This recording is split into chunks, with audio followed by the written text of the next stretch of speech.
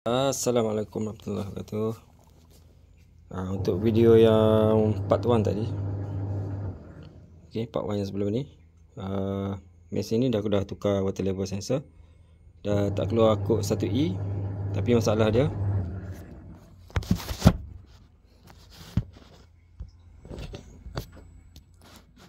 masalah dia hanya pulsator saja yang gerak tengah tu. Pada masa mode spin.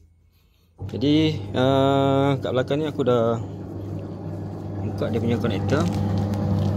Itu aku dah ukur voltage dia ada daripada board. Daripada board maksud dia dah keluar supply sini, baru masuk